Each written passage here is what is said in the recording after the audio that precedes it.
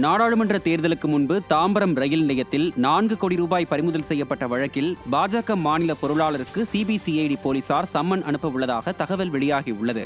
பறிமுதல் செய்யப்பட்ட பணம் பாஜக வேட்பாளர் நயினார் நாகேந்திரனுக்கு சொந்தமானது என கூறப்படும் நிலையில் பாஜக மாநில பொருளாளர் சேகர், பாஜக நிர்வாகி முரளி ஆகியோரிடம் விசாரிக்க சிபிசிஐடி போலீசார் முடிவு செய்துள்ளனர். நிலப்பிரச்சினை தொடர்பாக நீதிமன்ற உத்தரவை அமல்படுத்த 3 லட்சம் ரூபாய் லஞ்சம் வாங்கிய பெண் தாசில்தார் மற்றும் அவருக்கு உடந்தையாக இருந்த காவலர் அருண்குமார் ஆகியோரை லஞ்ச ஒழிப்பு துறையினர் கைது செய்தனர். பொன் தங்கவேல் என்பவர் சென்னை நீலாங்கரை பகுதியில் உள்ள அரசு நில ஆக்கிரமிப்பை அகற்ற நடவடிக்கை எடுக்க சென்னை உயர்நீதிமன்றத்தில் வழக்கு தொடுத்தார். ஆக்கிரமிப்பை அகற்றி அறிக்கை தாக்கல் செய்ய மாநகராட்சி அதிகாரிகளுக்கு உயர்நீதிமன்றம் உத்தரவிட்ட நிலையில் சென்னை தெற்கு மண்டல தாசில்தார் சரோஜா புகார்தாரரிடமே ஆக்கிரமிப்பை அகற்ற 20 லட்சம் ரூபாய் லஞ்சம் கேட்டுள்ளார். லஞ்ச ஒழிப்பு போலீசாரின் அறிவுறுத்தலின் பேரில் ரசாயனம் தடவிய 3 லட்சம் ரூபாயை சென்னை அடையாறில் உள்ள மாநகராட்சி உதவி ஆணையர் அலுவலகத்திற்கு சென்று அங்குள்ள காவலர் அருண்குமாரிடம் புகார்தாரர் வழங்கினார். விசாரணையில் பெண் தாசில்தார் சரோஜா காவலர் அருண்குமாரை தனது லஞ்ச பணத்தை வாங்குவதற்கு பயன்படுத்தியதாக கைது செய்யப்பட்ட அருண்குமார் வாக்குமூலம் அளித்ததன் அடிப்படையில் அதிகாரப்பூர்வ சாட்சியுடன் இருவரையும் கைது செய்து நீதிமன்ற காவலில் அடைத்தனர். தமிழகத்தில் கடந்த பிப்ரவரி மாதம் முதல் 1017 ஊராட்சிகளுக்கு வழங்க வேண்டிய நிதியை ஊரக நிர்வாகத்துறை கொடுக்காததால் உள்ளாட்சி அமைப்புகளின் அன்றாட செலவுகளை சமாளிக்க முடியாமல் ஊராட்சிகளின் அடிமட்ட நிர்வாகம் பாதிக்கப்பட்டுள்ளது. இதில் 50% ஊராட்சிகள் கோவையில் உள்ளன. ஊராட்சி நிதி வழங்குவதில் கோவை மாவட்டத்துக்கு விடியா திமுக அரசு ஓரவஞ்சனை செய்வதாகவும், விடியா திமுகவுக்கு செல்வாக்கு இல்லாததால் மக்கள் பணிகளில் ஈடுபடாமல் மெத்தனம் காட்டுவதாகவும் மக்கள் குற்றம் சாட்டியுள்ளனர். சிவகங்கை மாவட்டம் திருப்புவனம் அருகே முதுவன் திடல் ஊராட்சி மன்ற அலுவலகத்தில் தலைவர் இருக்கையில் அமரக்கூடாது என ஊராட்சி செயலர் தீண்டாமை கொடுமை செய்வதாக பட்டியலின பெண் ஊராட்சி மன்ற தலைவர் மாவட்ட ஆட்சியர் அலுவலகத்தில் புகார் அளித்துள்ளார். முதுவன் திடல் ஊராட்சி மன்ற தலைவராக உள்ள கௌரி மகாராஜன் என்பவரை ஊராட்சியில் செயலாளராக பணியாற்றும் அப்பகுதியைச் சேர்ந்த ராஜ்குமார் என்பவர் சாதியை குறிப்பிட்டு தனக்கு நிகராக நாற்காலியில் அமரக்கூடாது என சாதிய கண்ணோட்டத்தில் செயல்படுவதாக கூறப்படுகிறது. இது தொடர்பாக தனது கிராம ஊராட்சி மக்களுடன் சென்று கௌரி மகாராஜன் ஆட்சியர் அலுவலகத்தில் புகார் அளித்தார்.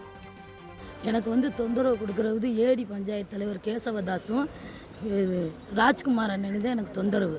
5 வருஷமாக என் மேலே மனு போட்டு என்னைய பணியை செய்யவே விடலை. எப்போ பார்த்தாலும் மனு தொந்தரவு. கேட்க போனால் நீ அப்படி செய்கிற இப்படி செய்கிறேன்னு ஏதாவது தகராறு பண்ணிக்கிட்டே இருக்கிறாங்க. பணியவே செய்யவே விடலை. ஏற்கனவே அவரை மாற்றி விட்டுட்டோம் ராஜ்குமாரை. திருப்பிக்கிட்டு கேசவதாஸ் வந்திருக்காருன்னு சொல்லி என்னோடய உறவினர் வந்திருக்காரு. அவர் மூலியமாக கேட்காம என்னிட்ட கையெழுத்து வாங்காமல் நான் கிளர்க்காக வாரேன்னு கூட சொல்லாமல் அவர் வாட்டுக்கு சாவியை திறந்து பஞ்சாயத்தில் உட்காந்துக்கிட்டார். என்னால் பணியை செய்யவே விடலை. மாவட்ட ஆட்சியாளர் இதை கேட்டு கொடுத்து நான் ஒரு தாழ்த்தப்பட்ட சமூகத்தை சேர்ந்ததற்காக எனக்கு தொந்தரவாக பணி ஓவர் தொந்தரவு, மன உளைச்சல் அதிகமாக இருக்குது. எனக்கு கேட்டு கொடுங்க, இல்லாட்டி நான் பதவியை ராஜினாமா பண்ணிக்கிறேன். ராமநாதபுரம் மற்றும் சிவகங்கையில் 10 கோடி மதிப்பிலான சுமார் 13 கிலோ கடத்தல் தங்கம் பறிமுதல் செய்யப்பட்டுள்ளது. இலங்கையிலிருந்து கடலோர பகுதிகளின் வழியாக தங்கம் கடத்தப்படுவது குறித்து உளவுத்துறை அளித்த தகவலின் அடிப்படையில் மத்திய வருவாய் புலனாய்வு பிரிவு அதிகாரிகள் ராமநாதபுரம் மற்றும் சிவகங்கையில் கண்காணிப்பு பணியில் ஈடுபட்டனர். ராமநாதபுரத்தில் அதிகாரிகள் குழு ஒருவரை மறித்து சோதனை மேற்கொண்டதில் மொத்தம் சுமார் 5 கிலோ எடையுள்ள தங்கத்தை மீட்டுள்ளனர். சிவகங்கையில் மற்றொரு அதிகாரிகள் குழு கடத்தல் தங்கம் கடத்தி சென்ற 2 பேரையும் மடக்கி பிடித்து அவர்களிடமிருந்து சுமார் 8 கிலோ எடையுள்ள தங்கம் மீட்கப்பட்டுள்ளது. இதன் அடிப்படையில் மீட்கப்பட்ட சுமார் 13 கிலோ எடையுள்ள வெளிநாட்டு கடத்தல் தங்கத்தின் மொத்த மதிப்பு சுமார் 10 கோடி இருக்கும் என அதிகாரிகள் தெரிவித்துள்ளனர். இதில் தொடர்புடைய 5 பேர் கைது செய்யப்பட்டுள்ளனர்.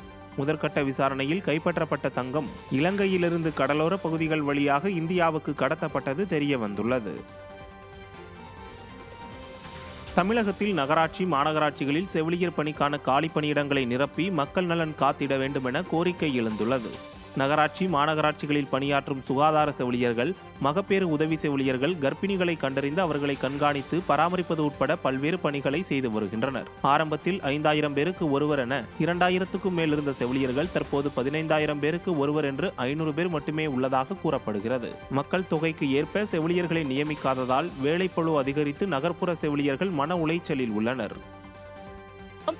நாங்கள் வந்து பிக்பி என்ற சாஃப்ட்வேரில் இரவு பகல் பாராது களப்பணியில் நடக்கும் பணிகளை டேட்டா என்ட்ரி ஆப்ரேட்டர் போல இரவு பகல் பாராது நாங்கள் பணி செய்து கொண்டிருக்கிறோம்.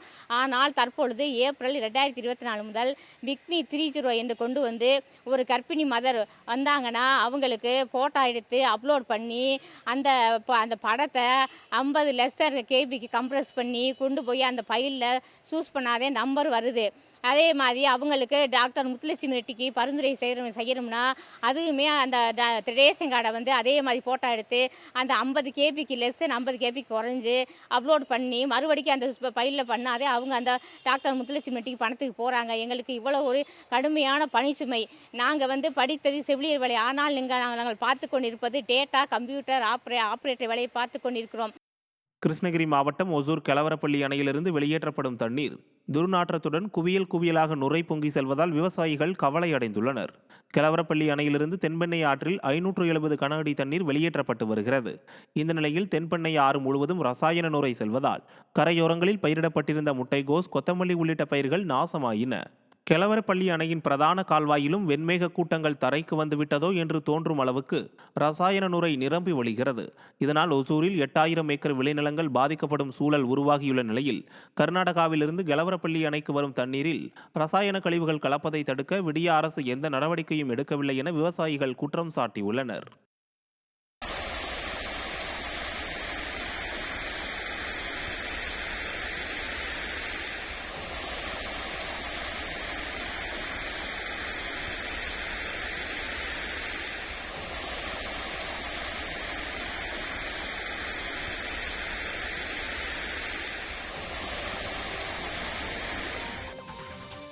சேலம் மாவட்டம் சங்ககிரி அருகே ஓட்டுநரின் கட்டுப்பாட்டை இழந்து அரசு பேருந்து விபத்துக்குள்ளான சிசிடிவி காட்சிகள் வெளியாகியுள்ளது. அரசு பேருந்து ஓட்டுநர் செந்தில் ராஜா ஈரோடு பேருந்து நிலையத்திலிருந்து 22 பயணிகளுடன் சங்ககிரி VN பாளையம் பகுதியில் வந்து கொண்டிருந்த போது உடல்நலக் குறைவால் மயக்கமடைந்துள்ளார். இதனால் கட்டுப்பாட்டை இழந்த பேருந்து சாலையின் தடுப்பு சுவரில் மோதி விபத்துக்குள்ளாகியுள்ளது. நல்வாய்ப்பாக சிறு காயங்களுடன் பயணிகள் தப்பிய நிலையில் சிசிடிவி காட்சிகள் வெளியாகி பரபரப்பை ஏற்படுத்தியுள்ளது.